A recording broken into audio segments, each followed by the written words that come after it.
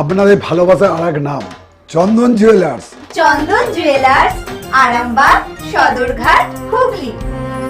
দেখ ভালো আছে তো? হ্যাঁ, ঠিক আছে দাদা,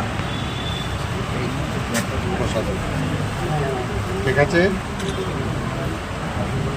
হ্যাঁ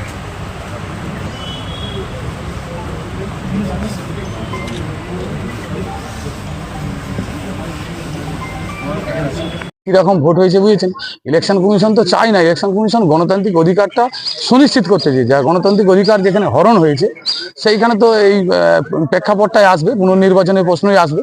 তো ঠিক আছে, এটা ভালো ডিসিশনটা, খুব সঠিক সময়ে সঠিক ডিসিশন হয়েছে। তো মানুষের অধিকার সুনিশ্চিত করতে হবে, মানুষ তার গণতান্ত্রিক অধিকার প্রয়োগ করবে। এতে দলমত নির্বিশেষে কে কাকে ভোট দিবে সেটা তার ব্যক্তিগত একান্ত ব্যক্তিগত বিষয়, কিন্তু আমাকে ভোটাধিকার প্রয়োগ করার সুযোগ দিতে হবে, আমাকে ইভিএম পর্যন্ত পৌঁছানোর ব্যবস্থা ইলেকশন কমিশনকে করতে হবে। সেই বিষয়ে ইলেকশন কমিশন যে ডিসিশন নিয়েছে এটাকে আমি সাধুবাদ জানাবো। করোনার পরেও একটা বুথে ভোট, এটা কি চাপ নয়? চাপের কিছু নেই, আমাদের কেন চাপ হবে? আমাদের কোনো চাপ নেই, আমরা তো ক্ষমতা এসে গেছি, শুধু কাগজে কলমে আসেনি, কালকে এসে যাবো। 11টার পর বুঝতে পারবেন যে কোন দিকে যাচ্ছে বাংলার মানুষ, কোন দিকে রায় দিচ্ছে। বাংলার মানুষ খুব সচেতন, রাজনৈতিক সচেতন মানুষ। বাংলার মানুষ পরিবর্তনের পক্ষে আছে, এটা নিয়ে কোনো সংশয় নেই। আমাদের দৃঢ় বিশ্বাস আছে, আমরা যেখানে গেছি, যেই জায়গায় গেছি, মানুষ একটা চাপ ও অসন্তোষ ভোগ করছিলেন। 21 সালের পর থেকে, 19 থেকে 21 সাল থেকে যেভাবে মানুষের গণতান্ত্রিক হরণ হয়েছে, 18 সালে পঞ্চায়েত ভোটে, 23 সালে পঞ্চায়েত ভোটে মানুষের যে অধিকার হরণ হয়েছে, এর ফলস্বরূপ 24 সালে 26 সালের হচ্ছে বিধানসভা নির্বাচনে মানুষ তার অধিকার প্রয়োগ করেছে এবং সঠিক দিকেই অধিকার যে প্রয়োগের বিষয়টা সঠিক দিকেই গেছে, ইঙ্গিত সঠিক দিকে আছে, সব পদ্ম কমন হয়ে যাবে। শিবম মার্বেল অ্যান্ড গ্রানাইট, ঐতিহ্য আর আধুনিকতার মেলবন্ধন, এখন গড়বাড়ি, আরামবাগে। ফোন 9475179586। সমগ্র গোঘাট বিধানসভার প্রত্যেকটি মানুষের জন্য আমি ঠাকুরের কাছে প্রার্থনা করলাম, আগামী দিন যেন সবারই ভালো থাকে, সবাই সুস্থ থাকে, আমরা সবারই যেন, সকলের যেন মঙ্গল করেন ঈশ্বর, এই প্রার্থনা করলাম ভগবান শ্রী রামকৃষ্ণ দেবের চরণে।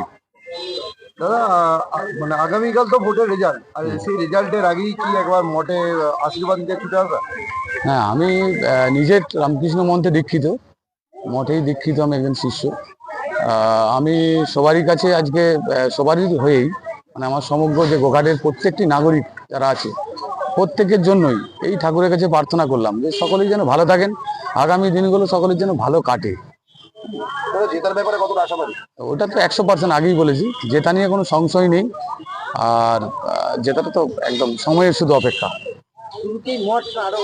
হ্যাঁ, এই কামারপুর মঠে ঠাকুরের জায়গায় এলাম, তারপরে মা শারদামণির যে আমাদের মাতৃ মন্দির আছে ওখানে মায়ের কাছে প্রণাম নিবেদন করব। তারপরে আমার গ্রামে যাব, আমার গ্রামে শিবের যে মন্দির আছে এবং আমার নিজের পারিবারিক যে দেবতা আছে ওখানেও যাব, আমার প্রণাম নিবেদন করব। তারপর এসে সর্বশেষে আমাদের নির্বাচনী যে কার্যালয় আছে তার পাশেই যে আমাদের মা কালীর মন্দির আছে ওখানে আমার প্রণাম নিবেদন করবো আজকে। প্রার্থীপদ ঘোষণার পর রামকৃষ্ণ মঠ আবার আগামীকাল রেজাল্ট, তার আগে রামকৃষ্ণ মঠে ছুটে আসবে। আমরা বললাম প্রথমেই যে আমরা ঈশ্বরে বিশ্বাসী, সর্বোপরি ঈশ্বরই শেষ কথা। ঈশ্বরই মানুষকে ভালো রাখতে পারেন, সমাজকে ভালো রাখতে পারেন। আমরা মানে উপলক্ষ মাত্র মানুষ, কিন্তু উনিই তো সব সঠিক পথে পরিচালনা করবে সমগ্র সমাজকে। মানে রেজাল্ট নিয়ে কি কোনো চাপা একটা টেনশন আছে? না, রেজাল্ট নিয়ে কোনো চাপের কোনো গল্পই নেই, আর টেনশনের কোনো প্রশ্নই আসে না। রেজাল্ট হয়ে গেছে, দেয়ালে লেখন হয়ে গেছে, বিজেপি সরকার হচ্ছে। আগামীকাল বেলা 11টার পর বুঝতে পারবেন যে বিজেপি কত সংখ্যার আসন নিয়ে বাংলায় ক্ষমতায় আসতে চলেছে। 10th বুঝে নেবেন।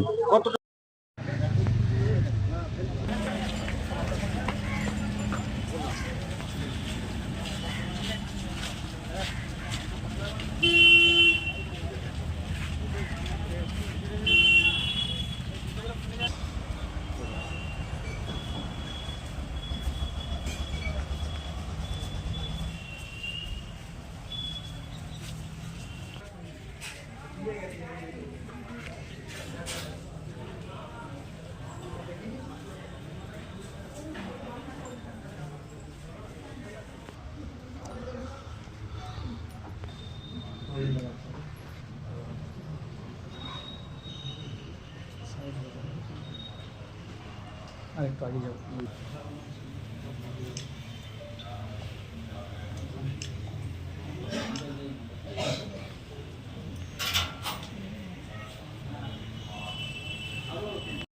খাঁটি সোনা সেরা ডিজাইন, বিয়ের সাজে গোল্ডেন শাইন, স্বপ্ন ছোঁয়া প্রতিটা ক্ষণ। ন্যাশনাল জুয়েলারি সবার আপন। ন্যাশনাল জুয়েলারি, আরামবাগ থানার বিপরীতে, আরামবাগ, হুগলি।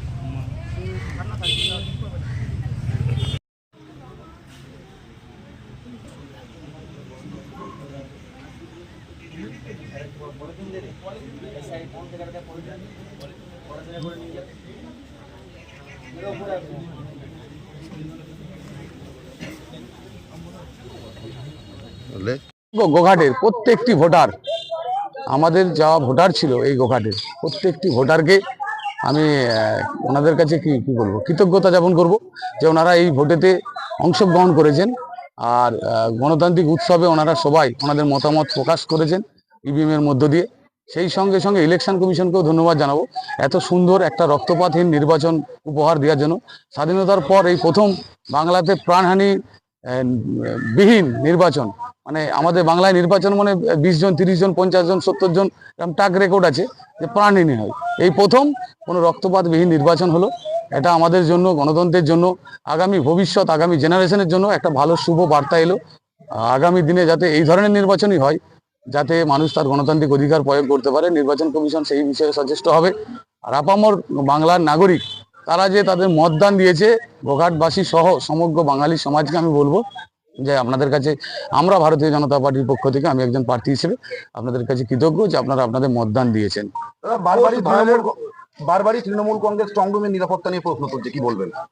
দেখুন, ভয়ের আতঙ্কে আছে। ওনার নেত্রী কখনো বলছেন যে 294 সিট, তার মধ্যে 293টাই ভোট হয়েছে, একটা ভোট ক্যান্সেল হয়েছে, আবার পুনর্নির্বাচন হবে। তো 294টা আসন আছে যেখানে বাংলায়, সেখানে উনি 300 আসনে জিতবেন বলছেন। এখান থেকেই বোঝা যায় ওনার মস্তিষ্কের বিকৃতি ঘটেছে। সেই সঙ্গে সঙ্গে ওনার দলের যারা আছেন তাদেরও একই কেস। তো ওটা নিয়ে কোনো বিষয়ে মন্তব্য করে লাভ নেই। আজকে শুভ দিনেতে এই ঠাকুরের স্থানে এসেছি, ঠাকুরের কাছে প্রার্থনা করতে এসেছি ঠাকুর যেন সকলকে ভালো রাখেন, সকলকে সুস্থ রাখেন, সকলের মধ্যে যেন আনন্দ বিরাজ করে। আগামী দিন যেন আমরা সবাই মিলেমিশে একসাথে, দল মত নির্বিশেষে এই গোঘাটে আমরা মিলেমিশে যেন সকলেই বাস করতে পারি, এই বার্তাটাই দিতে এসেছি। আমি দলীয় কর্মীদেরকেও বলেছি যে আমরা জিতবো ঠিকই, কিন্তু আমরা শান্তির বার্তা পৌঁছাবো। আমরা হিংসামুক্ত গোঘাট বিধানসভা উপহার দেওয়াই আমার মূল লক্ষ্য ছিল। আমার মূল লক্ষ্য ছিল যে গোঘাটে হিংসা কেন হবে, রাজনীতি মানে হিংসা কেন থাকবে, রাজনীতি মানে বিদ্বেষ কেন থাকবে, রাজনীতি মানে এইরকম আমাদের একে অপরের প্রতি কেন এরকম রেষারেষি থাকবে। এই জায়গাটার পরিবর্তন হওয়া দরকার আছে। যুব সমাজ আজকে রাজনীতি থেকে মুখ ফিরিয়ে নিয়েছিল, আবার আস্তে আস্তে যুব সমাজ আসছে, শিক্ষিত সমাজ আসছে, রাজনীতির দিকে আকর্ষিত হচ্ছে। এটাকে ধরে রাখতে গেলে, বজায় রাখতে গেলে আমাদেরকে রাজনীতিতে আমাদের শুদ্ধিকরণ প্রয়োজন। শুদ্ধিকরণ এটাই, আমাদেরকে হিংসা মুক্ত রাজনীতি উপহার দিতে হবে মানুষকে। রাজনৈতিক দল হিসেবে আমাদেরও সচেতনতার প্রয়োজন আছে। আমি নিজে সচেতন এবং আমার দলের কর্মীরাও ভীষণভাবে সচেতন।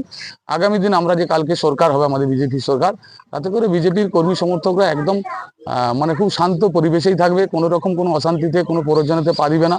আমি উল্টো দিক থেকে যারা আছে তাদেরকেও বলবো যে আপনারাও আপনাদের দিকটা ভাবুন, যে আমরা মিলেমিশে সবাই মিলে গোঘাটে যাতে সুন্দর সুস্থ পরিবেশে বাস করতে পারি, একটা ভালো গোঘাটকে রাজনীতির পরিবেশ উপহার দিতে পারি আপামর নাগরিকদের জন্য, এই বার্তাটাই দেবো। আর ঠাকুরের কাছে এই প্রার্থনাটাই করলাম।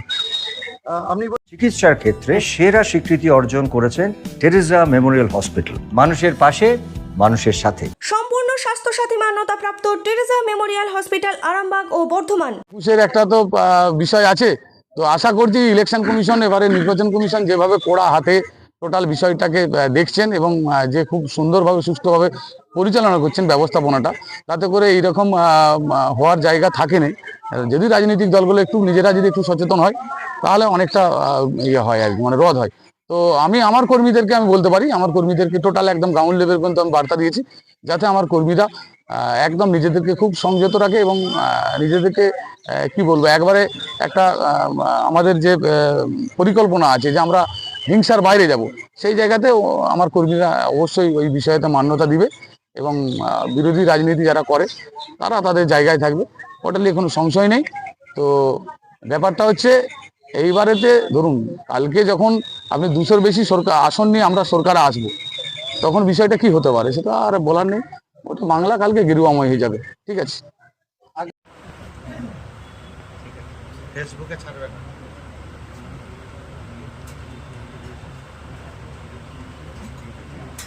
এখানে আনতে দিয়েছো না, আনবো বেশি টাকা নেবে, আমি আনলে 100 টাকা করে নেবে। ঠিক আছে।